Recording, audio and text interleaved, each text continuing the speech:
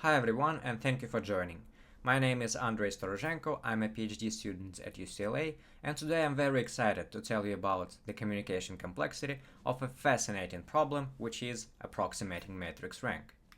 Matrix rank is something so fundamental that it barely needs an introduction, being of central importance in both algorithm design and complexity theory.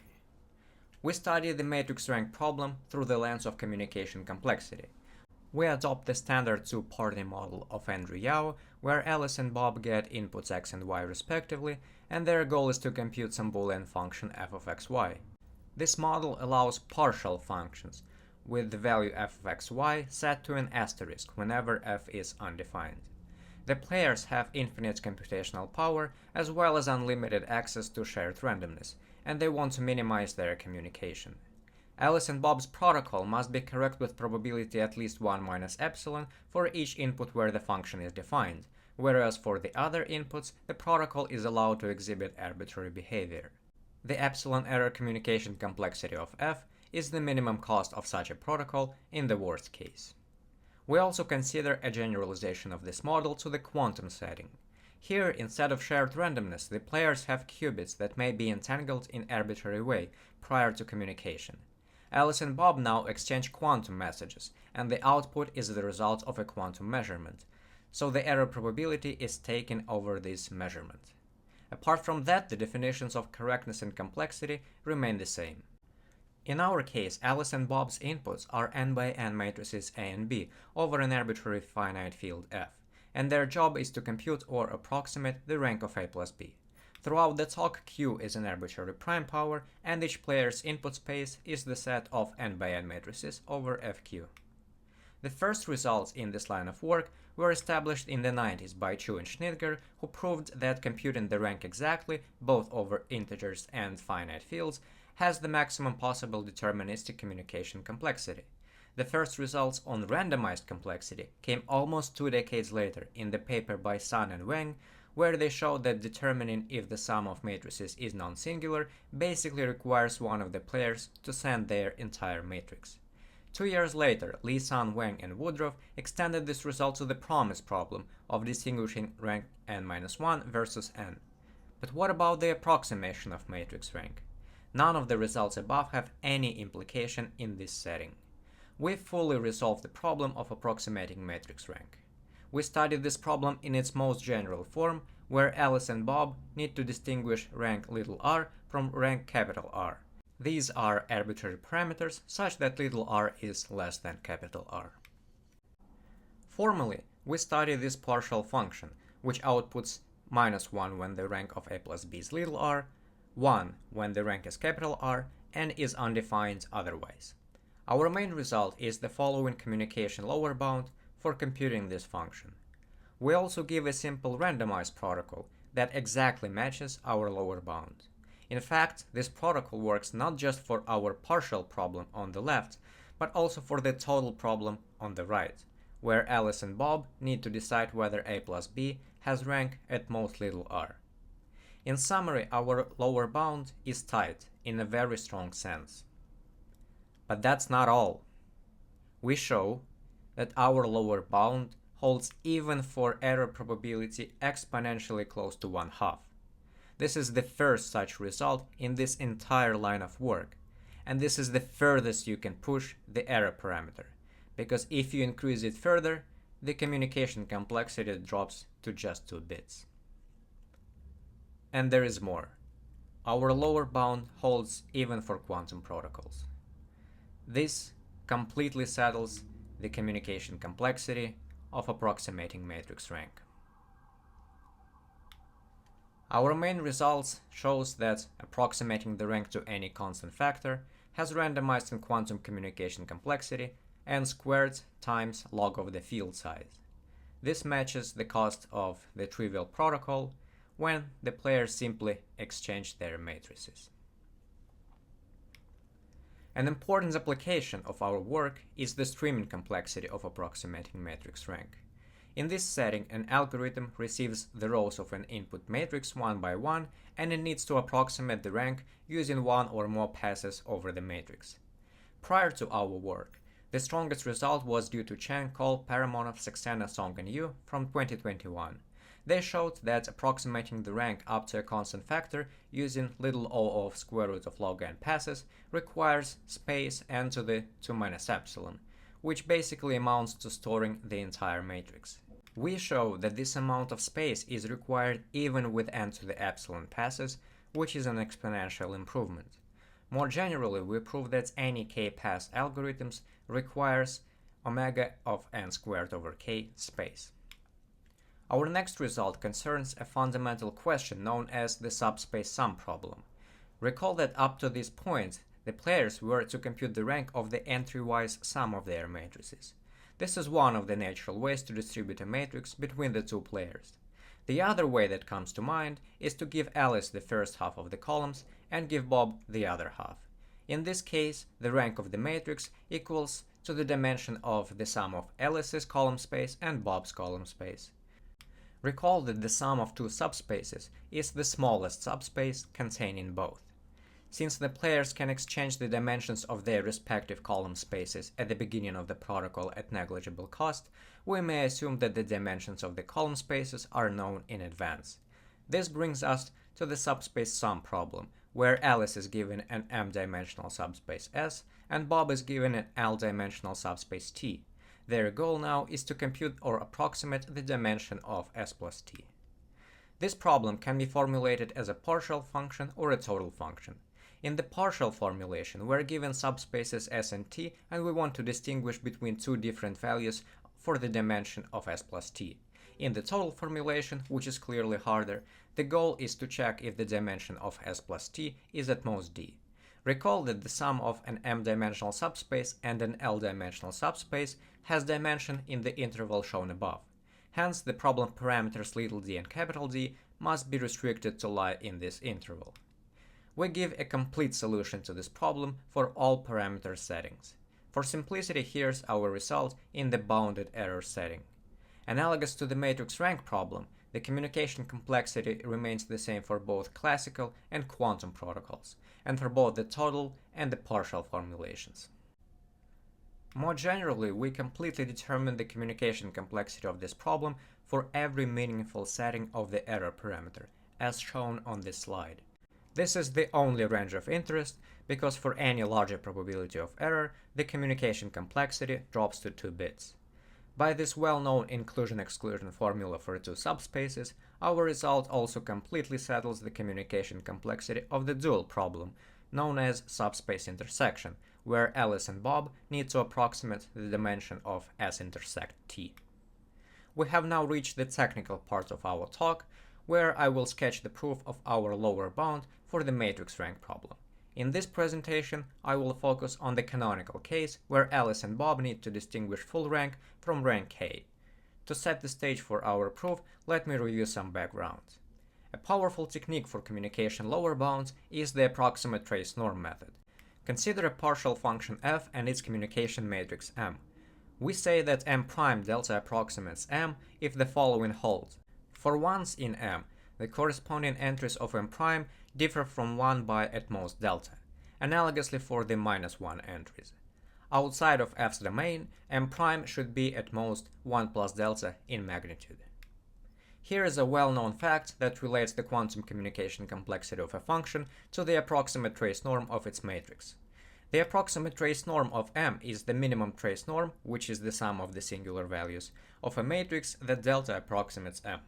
Now the problem reduces to obtaining a lower bound on the approximate trace norm. To do so, one adopts the dual formulation of the approximate trace norm as a maximization problem, shown here for non-zero real matrices phi. Now the problem boils down to finding a matrix phi in which the spectral norm is small, the correlation with F is large, the L1 norm is small, and the L1 weight outside of F's domain is almost zero. Such a matrix is usually referred to as a witness or a dual object. Let's take a look at the characteristic matrix again. The correlation requirement essentially says that on F's domain, phi should have a lot of weight and agree with the function in sign. The last requirement, on the other hand, means that phi should have little weight outside of F's domain. So what if we simply set phi to agree with f on its domain and evaluate to 0 elsewhere? While this satisfies the last three requirements, the first one remains a huge problem. Usually finding a good witness is very challenging, and this is the case for our problem as well. Previous work used the following witness. Consider the characteristic function g of non-singular matrices. Now set the AB entry of phi to be the Fourier coefficient of g at matrix A plus b with a proper sign adjustment. This not very intuitive choice of a witness yields an optimal lower bound for the non-singularity problem, and also for the rank n-1 versus n case.